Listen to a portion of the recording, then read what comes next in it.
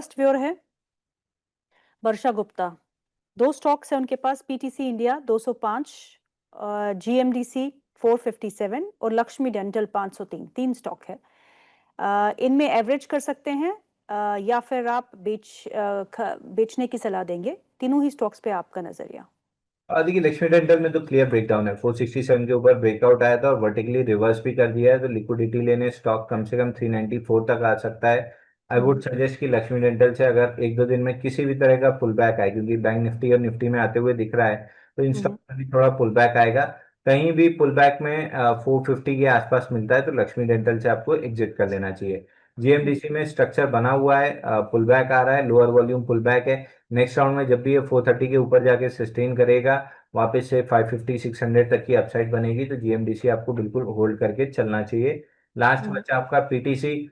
Chart पे थोड़ा सा एक स्लाइड अपिश अप ट्रेंड है, बट ये जिस आपका वीकर अप ट्रेंड है, फेलियर के चांसेस बहुत हाई हैं। अगर लगा सकते हैं तो 177 का स्टॉप लॉस लगा लीजिए, क्योंकि उसके नीचे फिर वर्टिकल एकदम डाउन मूव स्टार्ट होगी। बाकी मेरे हिसाब से आपको यहीं पे निकल जाना चाहिए, 177 का वेट नहीं करना चाहिए। सैयद जी का भी यही सवाल है लक्ष्मी डेंटल पे। प्लीज आप इस की रिकॉर्डिंग जरूर देखिएगा अगर आप हमारे साथ नहीं जुड़े हैं। नहीं तो लक्ष्मी डेंटल 505 की खरीद है आपकी भी, जो अंशुल ने कहा है उसे आप प्लीज ध्यान में रखिएगा। अगला सवाल जो है वो है मनोज भाई कपाड़िया जी का। वो पूछते हैं फोर्स मोटर्स को लेके। उनके पास 10 शेयर है, 16,665 के भाव पे खरीदा है। 1 साल रुक सकता हूँ, क्या करना चाहिए? बहुत ही अच्छा मूव हम फोर्स मोटर्स के स्टॉक्स पे देख चुके हैं, नतीजे काफी अच्छे रहे, एक अच्छा रुझान। आज थोड़ा बहुत मुनाफा वसूली देखने को मिल रही है, क्या करना चाहिए? देखिए, इसमें 256 दिन के कपलैंड पैटर्न का ब्रेकआउट आया था मई एंड में, और 88% की रैली वहां से हो चुकी है 2 महीने में। तो शॉर्ट टर्म में मतलब 1 साल का काम 2 महीने में हो चुका है, तो अगले 8 महीने ऐसा लग रहा है कि कंसोलिडेट करेगा। बेटर है कि एक बार प्रॉफिट बुक करके एग्जिट कर लें, किसी मूविंग काउंटर में शिफ्ट कर जाएं। ओके। विशाल जैन का सवाल है। वो पूछते हैं 3 स्टॉक्स के बारे में, तीनों ही रेलवे से जुड़ी हुई कंपनियां हैं। एरिकॉन 213 का भाव, एरेडा 195 और टेक्समैको रेल 170। तीनों ही स्टॉक्स में क्या करना है? एवरेजिंग कर सकते हैं? देखिए, मैं पहले दिन से जब से बाइंग क्लाइमैक्स हुए हैं, मैं सारे स्टॉक्स पे एक्सट्रीमली नेगेटिव हूँ। शॉर्ट टर्म में बाउंस भी आया था, पैटर्न बन भी रहे थे, तब भी मैं रिलक्टेंट था, क्योंकि बाइंग क्लाइमैक्स के बाद वाले पैटर्न है और फेल करते हुए वापस नीचे आ रहे हैं। तो अगले 4 से 8 महीना धीरे धीरे समय लगा के टेक्स रेल 125 से 110 की जोन अगर आए तो मेरे को बहुत कोई सरप्राइज नहीं होगा। इसके बाद एरडा, फिलहाल रिजल्ट और जो न्यूज आई थी कार वाली, वो जो कंपनी दिवालिया हुई है, उसकी वजह से थोड़ा सा प्रेशर जरूर है, बट एडा में ऑन द डिप्स में बायर ही रहूंगा। 2 से 3 साल का प्रोस्पेक्टिव है, तो आपको यहाँ पे अच्छा खासा रिटर्न मिल सकता है। तो एडा ऑन द डिप्स में बायर हूँ, बट टाइम वाइज करेक्शन अभी इसमें बहुत बचा हुआ है। तो बहुत पेशेंस हो आपके पास तो ही लीजिएगा, क्योंकि टाइम वाइज अभी बहुत करेक्शन बाकी है। एयरकॉन में भी फाइनली वापस से ब्रेकडाउन आते हुए दिख रहा है, एक गैप है 154 पे, इसको फिल करने जा रहा है। अगर वो नहीं प्रोटेक्ट हुआ तो जो लो बना था अभी पाइन क्लाइमैक्स के बाद, जो लो बना था 133 134 की जोन, वो टच कर सकता है। तो इन 2 स्टॉक्स पे नेगेटिव हूँ। एडा पे मैं पॉजिटिव हूँ, बट टाइम वाइज अभी बहुत करेक्शन बचा हुआ है। हम्म। मोहित यादव जी का सवाल है। वो पूछते हैं चोलामंडलम फाइनेंस के बारे में। 5 साल का व्यू लेकर चल रहे हैं। वो आपसे पूछ रहे हैं कि ये स्टॉक कैसा है? देखिए, 4 5 साल का व्यू है तो आपका स्टॉक काफी अच्छा है। 1650 के ऊपर ब्रेकआउट हुआ है। हम्म। चोलामंडलम फाइनेंस, चोलामंडलम इन्वेस्टमेंट, मेरे पास कुछ अलग रेट आ रहा है इसका। चोला चोलामंडलम फाइनेंशियल होल्डिंग्स, चोला होल्डिंग्स होगा। चोला होल्डिंग, राइट। नहीं, स्टॉक में फिलहाल तो मेरे को बहुत अच्छा नहीं दिख रहा है। इसमें एक कवर्नेंट पैटर्न का ब्रेकआउट फेल हुआ है 2165 पे, तो इमीडिएट डाउनसाइड तो 1690 तक की दिख रही है, और 1690 प्रोटेक्ट लगभग नहीं होगा। अगर नहीं हुआ तो और काफी डाउनसाइड खुल जाएगी, तो ये स्टॉक अच्छा नहीं लग रहा है। बट चोलामंडलम इन्वेस्टमेंट, वो स्टॉक ज्यादा अच्छा लग रहा है, उसमें काफी अच्छी अपसाइड है। ओके। प्रदीप दलाल का सवाल है। वो पूछते हैं मेरे पास 3 लाख रुपए हैं और मैं 1 महीने के लिए निवेश करना चाहता हूँ, तो आप क्या सलाह देंगे? और देखिए, 1 महीने के लिए आपको सलाह, बेटर है कि आप सेफ प्ले कर लीजिए। आप यहाँ से बैंक 20 बाई करके रख लीजिए। स्टैंडर्ड डिस्क्लेमर, आज हमने बैंक निफ्टी निफ्टी दोनों बाई दिया है क्लाइंट्स को। बैंक बीस बाई करके छोड़ दीजिए, 1200 पॉइंट की रैली हमको दिख रही है, तो उसमें 10 से 12 रुपए आपको बैंक बीस, जो बैंक निफ्टी का ETF है, उसमें आराम से मिल जाएगा। तो बैंक बीस प्ले कर लीजिए, इंडेक्स है, सेफ रहेगा पैसा। सवाल ले लेते हैं। अगला सवाल जो है वो है चंदा गुप्ता जी का। वो पूछती हैं आईओसीएल के बारे में। क्या हम आईओसी के शेयर बाय कर सकते हैं? क्या पीटीसी इंडिया को एवरेज कर सकते हैं? उनका बाइंग प्राइस 206 का है। देखिए, पीटीसी से तो अभी मैंने एग्जिट की सलाह दी थी, नीचे 177 का आप ज़्यादा से ज़्यादा स्टॉप लॉस ले सकते हैं, वो भी मेरी सलाह नहीं है। आई वुड सजेस्ट कि आप एग्जिट कर लीजिए। मेरे को स्टॉक में बहुत कोई अपसाइड दिख नहीं रही है, बल्कि डाउन साइड ज़्यादा गिराती हुई दिख रही है, तो पीटीसी तो बिल्कुल भी नहीं लेना है। आईयूसी, जहाँ तक बात है, आईयूसी में बम्पर आप पैसा लगा के छोड़ सकते हैं। एफडी बराबर रिटर्न तो आपको डिविडेंड में दे देगा, और कैपिटल एप्रिसिएशन 2 साल 2.5 साल में आपको करीब करीब ₹225, यानी यहाँ से लगभग 75 से 100 रुपए की अपसाइड आपको आराम से मिल सकती है। तो आईयूसी एकदम बेस्ट कैंडिडेट है 2 से 3 साल रखने के लिए। ओके, अगला सवाल जो है वो है अब्दुल जी का। वो पूछते हैं नेटवर्क 18 के बारे में। नेटवर्क 18 के 700 शेयर है, 62 रुपए में लिए हैं। क्या करना चाहिए? देखिए, नेटवर्क 18 इसमें बड़ा मूव आया था 16 जुलाई को, जिस दिन इंट्राडे में हमने अपने क्लाइंट्स को 9% प्रॉफिट बुक कराई थी। उसके बाद से कंटिन्यूअसली साइडवेज स्ट्रक्चर में है, हल्की सी फॉल आती जा रही है, मतलब छोटे छोटे वॉल्यूम्स पे फॉल आ रही है, और साइडवेज स्ट्रक्चर के रेंज का लोअर एंड 53 52 के आसपास है, और अपर एंड 63 के आसपास है, जहाँ से रिजेक्ट हुआ है। तो एक बार 52 53 तक आ सकता है, वहां से वापस से अगर ओपन लो के साथ कोई बुलिश अपमूव बनी तो हम दोबारा बाई देंगे, हमारी एक्टिव वॉच लिस्ट में काउंटर है। जी। अवनीश चौधरी का सवाल है। पूछते हैं दो एरेडा के बारे में। सॉरी, हम एरेडा के बारे में बहुत बात कर चुके हैं। प्लीज आप इस प्रोग्राम की रिकॉर्डिंग देखिएगा, आपको अपने सवाल का जवाब जो है वो जरूर मिल जाएगा। वैशाली जी का सवाल है। वो पूछती हैं केआरबीएल उन्होंने खरीदा है 410 पे, अनंतराज खरीदा है 581 पे, 3 महीने का व्यू रखती हैं, आपसे मांग रही हैं राय, क्या करना चाहिए? देखिए, अनंतराज में 2 दिन के करेक्शन के बाद आज वापस से अपमूव बन रही है। बस ये स्टॉक अगर क्रॉस कर लेता है 585 का लेवल, तो स्टॉक में वापस से अपमूव बनना स्टार्ट हो जाएगी। ऊपर 648 में को जाते हुए अनंतराज दिख रहा है। हमारे क्लाइंट्स इसमें लॉन्ग हो सकते हैं, हमने बाई दिया हुआ है। केआरबीएल में 381 पे ब्रेकआउट आया था, पिछले 5 दिन से डाउन मूव लगा के उस ब्रेकआउट को रीटेस्ट कर चुका है।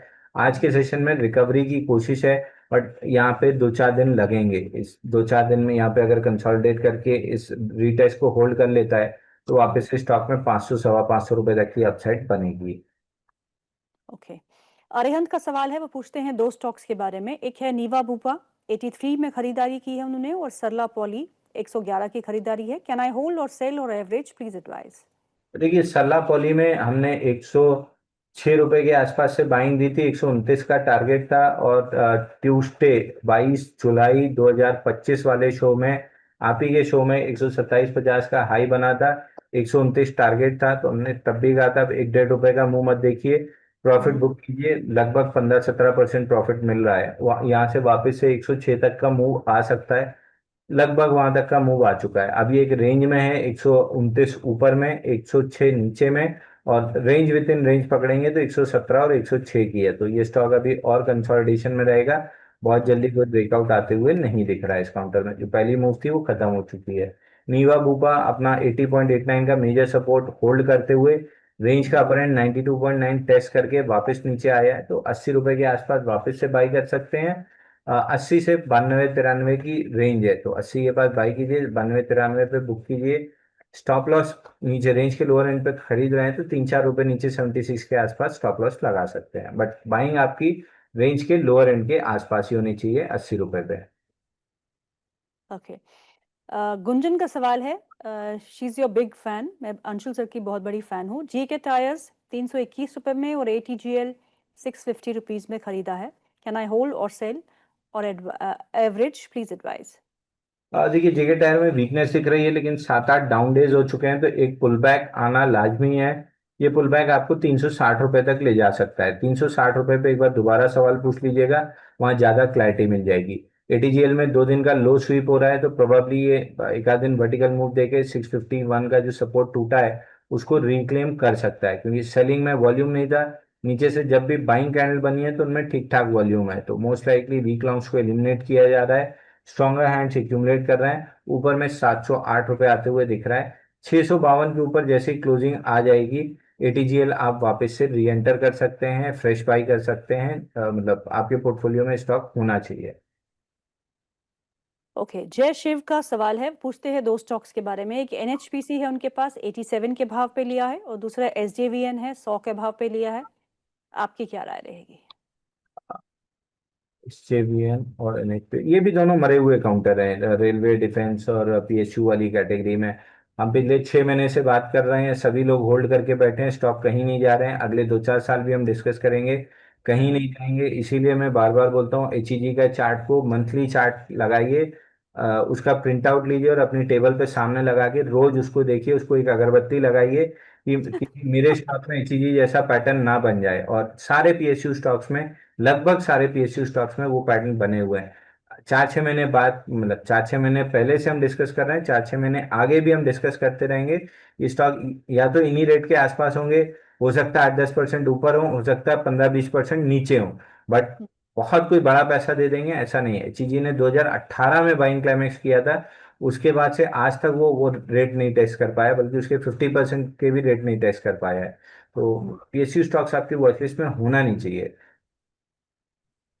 ओके, अगला सवाल लेते हैं, दिलीप व्यास का है। वो पूछते हैं एरेडा के बारे में हम बात कर चुके हैं, क्योंकि बहुत सारे क्वेश्चंस है तो हम डुप्लीकेट आंसर्स लेते रहेंगे तो सवाल पूछ ही नहीं पाएंगे।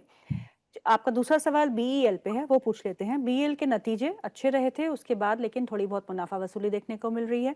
बीईएल के स्टॉक को क्या इन लेवल्स पे खरीदना है? रिकवरी भी आ चुकी है और डे हाई पे कामकाज करते हुए क्या करना है? देखिए बीईएल देखिए बीईएल में 318 रुपए का ब्रेकआउट आया था, जो हमने जागरण पे भी बाई दिया था। वहां से बढ़ते बढ़ते स्टॉक 430 तक गया। ट्रेलिंग स्टॉप लॉस हमने तब भी बताया था कि प्रॉफिट बुक करने की जगह ट्रेलिंग स्टॉप लॉस लगाइए 405 रुपए का। 405 रुपए का स्टॉप लॉस ट्रिगर हुआ है, और ट्रिगर होने के बाद लॉन्ग लिक्विडेशन आना था। इसका पहला लेवल 379 था, वहां पे आके बाउंस बैक कर रहा है। बाउंस बैक के बाद 379 तोड़ के 358 तक आ सकता है। पूरे डिफेंस में इकलौता बीईएल है जो मेरे वॉच लिस्ट पे हमेशा रहा है। आगे भी, अभी भी स्ट्रक्चर में कोई ब्रेकडाउन नहीं है, आगे भी मेरी वॉच लिस्ट में रहेगा, बट मेरे लिए बाइंग जोन 358 की है। ओके, अब्दुल कयूम का सवाल है नेटवर्क 18 पे, इस पे हम बात कर चुके हैं। आप प्लीज इस शो की रिकॉर्डिंग देखिएगा। मोहम्मद नजीर अली का सवाल है, वो पूछते हैं गेल इंडिया के बारे में। एवरेज रेट जो है उनका बाय प्राइस है 199.93, यानी कि बहुत करीब 200 के। 1193 शेयर्स है। और टाटा मोटर्स एवरेज रेट है 701.29, 701 ही है।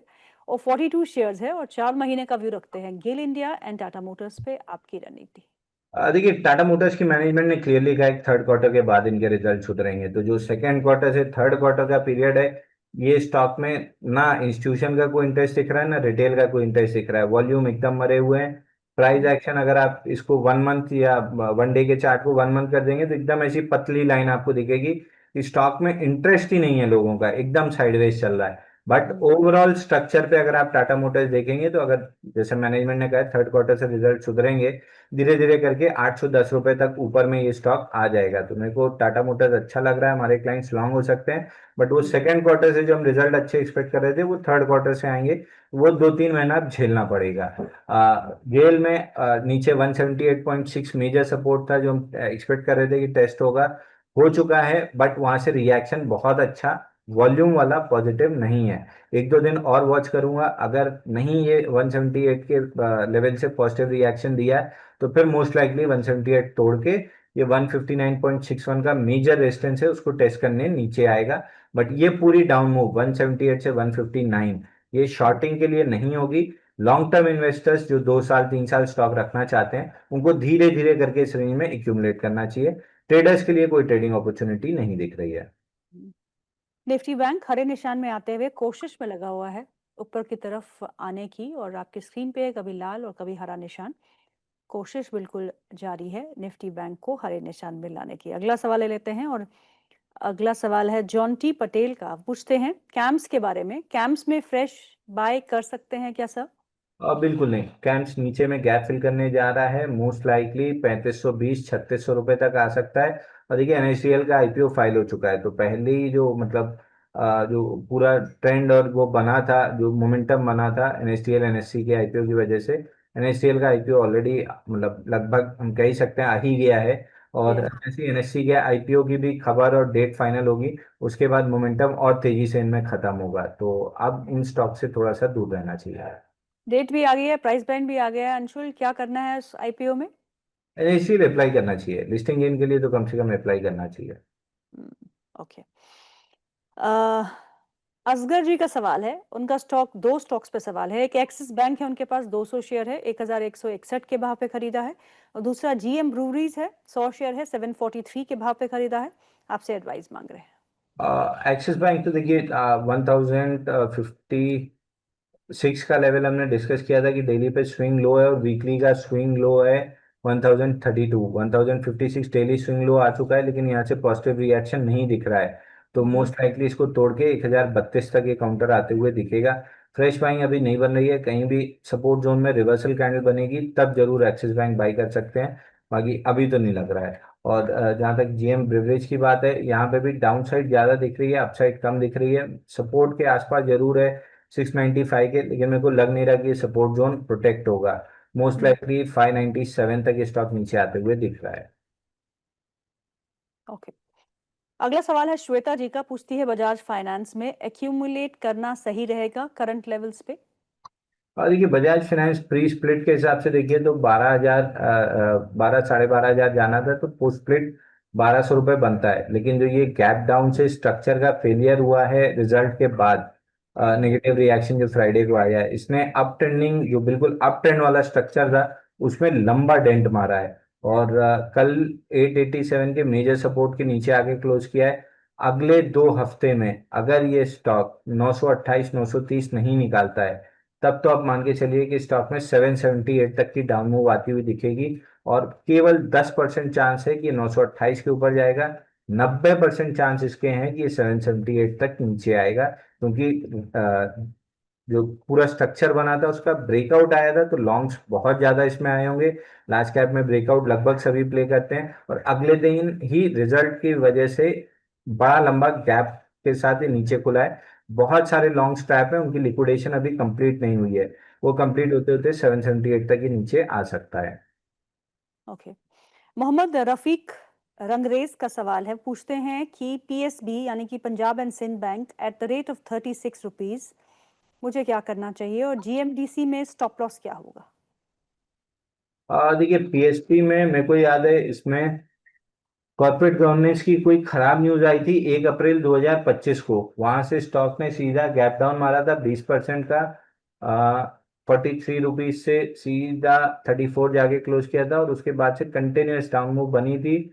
लो बना था 25, उसके बाद से बहुत weak, extremely weak bounce back है। बैंक निफ्टी कहाँ ऑल टाइम हाई तक भी जाके आ गया, ये स्टॉक अपने लोअर एंड पे ही खड़ा है, और आज वापस से 30, मतलब परसों 30 रुपये 60 पैसे का सपोर्ट जोन तोड़ के भी क्लोज किया है, तो अगले 1 2 4 दिन में 30.6 रिक्लेम नहीं होता है, तो ये स्टॉक 22 रुपये 70 पैसे तक नीचे आ सकता है, तो एक्सट्रीमली वीक स्टॉक है। ऊपर से कॉर्पोरेट गवर्नेंस वाली न्यूज भी है खराब, मैं इस स्टॉक से एकदम दूर रहना पसंद करूंगा। ओके। जीएमडीसी? जीएमडीसी में अगर आपको स्टॉप लॉस लगाना है फिलहाल तो 380 रुपये का बनता है क्लोजिंग बेसिस पे, बट जीएमडीसी फ्रेश पाई 430 के ऊपर क्लोज करने के बाद ही करना चाहिए। और ये काइटेक्स के बारे में भी पूछ रहे हैं। काइटेक्स, इनके पास, इन्होंने लिखा नहीं है इनके पास है या नहीं है, पर काइटेक्स में आज लोअर सर्किट है 5% का, 235 के आसपास का लेवल है। उस पे क्या राय रहेगी आपकी? तो ये कैटेक्स में बहुत बेहतरीन कप एंड हैंडल पैटर्न था, जिसका ब्रेकआउट नहीं बना, ऑलमोस्ट ब्रेकआउट के पास आके बस उसको छू के वापस दौड़ आया। और वहां से जो लॉन्ग लिक्विडेशन, जो प्रीएम्प्टिव लॉन्ग्स थे वो ट्रैप हुए, उनका लिक्विडेशन चल रहा है। 272 भी नहीं प्रोटेक्ट हुआ, 247 कल ऑलमोस्ट उस पर आगे क्लोज किया था, गैप से निकाला है, तो 229.58 मेजर सपोर्ट है, यहाँ तक ये स्टॉक नीचे आ सकता है। ओके। सोनिया शर्मा जी के सवाल है दो स्टॉक्स पे। एक है केपीआईटी टेक्नोलॉजीज, जो उन्होंने 1404 के भाव पे खरीदा है, और दूसरा है बी बॉक्स एट 492। 3 से 4 साल का व्यू रखती हैं, आपसे सलाह मांग रही हैं। और देखिए बी बॉक्स में आज एक वर्टिकल रिकवरी आ रही है कल की ब्रेकडाउन कैंडल के बाद, ऐसा लग रहा है कि वीक लॉन्ग से माल छीन लिया गया है, स्ट्रॉन्गर हैंड्स में माल चला गया है, बट उसका क्लियर कट एविडेंस वॉल्यूम पे दिखना चाहिए, जो नहीं दिख रहा है। कल भी वॉल्यूम 50 डे मूविंग एवरेज से कम था, आज भी 50 डे मूविंग एवरेज से कम ही है, और ईओडी होते होते भी लगभग कम ही रहेगा या आसपास पहुंचेगा। लग नहीं रहा मेरे को आसपास भी पहुंचेगा, कम ही रहेगा। तो मैं इस रिकवरी पे भरोसा नहीं कर रहा हूँ। नंदलेस स्विंग लो से रिकवर हुआ है तो एक प्रोबेबिलिटी है कि ऊपर 535 तक जा सकता है, बट मैं स्टॉक में ना बाई करना पसंद करूंगा ना सेल करना पसंद करूंगा, दोनों साइड ट्रैप कर सकता है। दूसरा, ओके। केपीआईटी टेक में हमेशा इस पे बेरिश ही रहा हूँ। 1414 का ब्रेकआउट फेल किया है, लॉन्ग लिक्विडेशन का पहला टारगेट बनता है 1060 रुपए का, तो मेरे को धीरे धीरे करके 1060 रुपए आते हुए दिख रहा है। पुल बैक में कहीं भी 1250 1280 मिल जाए तो बेचना ही चाहिए।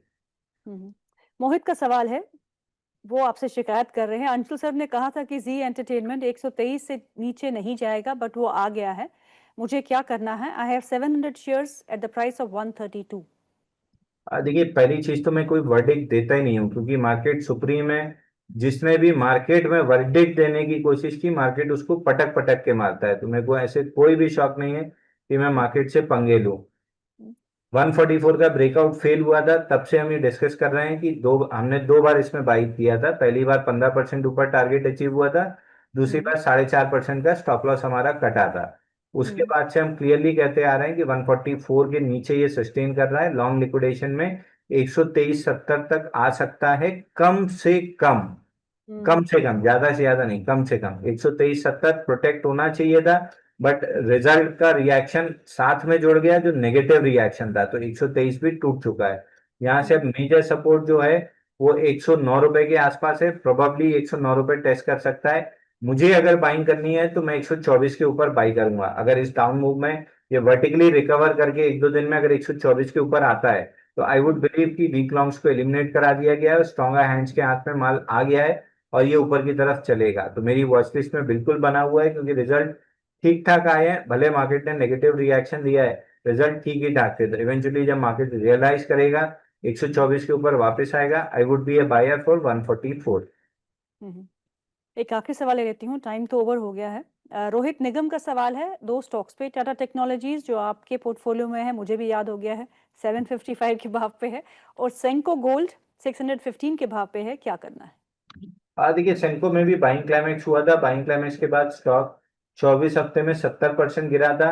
एकदम वीक म्यूटेड सा 25% का पुल बैक था, और आज वापस से 321 के मेजर सपोर्ट को तोड़ रहा है। तो मैं जेम्स एंड ज्वेलरी में भी यही कह रहा था जो मैं पीएसयूज में कह रहा था। बाइंग क्लाइमेक्स के बाद वीकर पुल बैक है, इसमें लॉन्ग फंसने की जगह सेल ऑन रैलीज कीजिए। वापस से डाउन मूव स्टार्ट हुई है, 320 के नीचे अगर क्लोज करता है तो हाई लाइकली है कि गैप छूटा हुआ है 254 254 के आसपास, उसको फिल करने आएगा। बाइंग की लिस्ट में तो ये स्टॉक, ये सारे जेम्स एंड ज्वेलरी मेरी कतई कोई बाइंग वॉच लिस्ट में नहीं है, ना शॉर्ट टर्म ना long term. Clear cut down trend है बाइंग क्लाइमेक्स के बाद। दूसरा, टाटा टेक पे बाई सेल की कोई सलाह नहीं है, मेरे पर्सनल पोर्टफोलियो में है। मैं पूरी position as it is hold कर रहा हूँ, मेरे को कोई दिक्कत नहीं है। लास्ट टाइम भी आपको याद होगा, टाटा स्टील मेरे लेने के बाद 7-8 रुपए नीचे आया था, 1-1.5 महीने नहीं चला था, तो भी मेरे को कोई दिक्कत नहीं हुई थी, क्योंकि जब चला तो उसने 6 महीने का काम 6 हफ्ते में करके दिया था। तो मैं कंफर्टेबली अपनी टाटा टेक और अदानी ग्रीन की पोजीशन होल्ड करके बैठा हूँ।